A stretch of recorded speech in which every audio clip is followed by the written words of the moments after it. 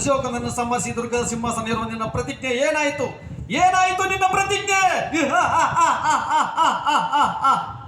ಸತ್ತು ಸತ್ತು ಏಕೆ ಈ ಅಣಕದ ಕೇಕೆ?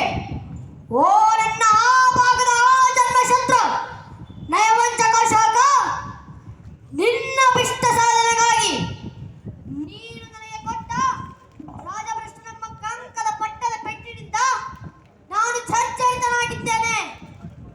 ನನ್ನ ಹೃದಯ ಅರಿದು ಚೂರು ಚೂರಾಗಿದೆ.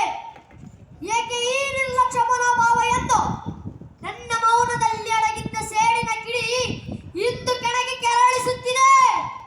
ಹಸುವಿನ ದೃಶ್ಯಲ್ಲಿ ಸೆಡದಂತ ಸಹಸ್ರಮಣಿಯ ಸರ್ಪವಾಗಿದ್ದೇನೆ. ನೀನು ನನ್ನಲ್ಲಿ ಚಿತ್ತಾನ್ವೇಷಣೆಗಾಗಿ ಅನ್ಯರ ಮಾತಿಗೆ ಮಹತ್ವ ನೀಡಿದ ಪಂಚದ್ವಯನಿಗೆ ಸಾಧನೆ ಅಸಾಧ್ಯವಾಗಿ ಉಳಿದಿರುವ ಸಮಸ್ಯೆ ದಿನೇ ದಿನೇ ಉಲ್ಬಣಿಸುತ್ತಿದೆ.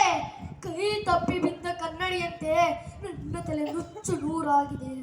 ಒಂದೇ ಬಾರಿಗೆ ಕೋಟಿ ಕಟಾರಿಗಳು ನನ್ನ ಕರಳನ್ನು ನಾಟಿದಂತಾಗಿ ನನ್ನನ್ನು ಒತ್ತು ನಿಂತಿರುವ ಈ ಭೂಮಾತೆಯ ಸಹ ನಿನ್ನಡಲ ರಕ್ತವನ್ನು ಕುಡಿಯಲು ದಾಹದಿಂದ ತಡೆದು ನಿಂತಿದ್ದಾಳೆ.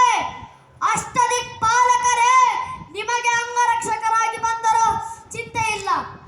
ಕಾಡುವ ಕಾರಣೆ ನನಗೆ ಎದುರಾಗಿ ನಿಂತರೂ ಭಯವಿಲ್ಲ. ಈ ಅಗ್ನಿದೇವನ ಸಾಕ್ಷಿಯಾಗಿ ನಿನ್ನ ಮಾರಣ ವಂಶದ ಸಿದ್ಧಾಶೋಕ ನಿನ್ನನ್ನು ಕೊಂದು ದುರ್ಗವನ್ನು ಸ್ವರ್ಗದಂತೆ ನಂದನವನ್ನು ನಡೆಸುತ್ತೇನೆ. ಪ್ರಜೆಗಳೆಲ್ಲರ ಜೀವನದಲ್ಲಿ ಆನಂದ ಸ್ಪಂದನ ಉಂಟಾಗುವಂತೆ ಮಾಡುತ್ತೇನೆ.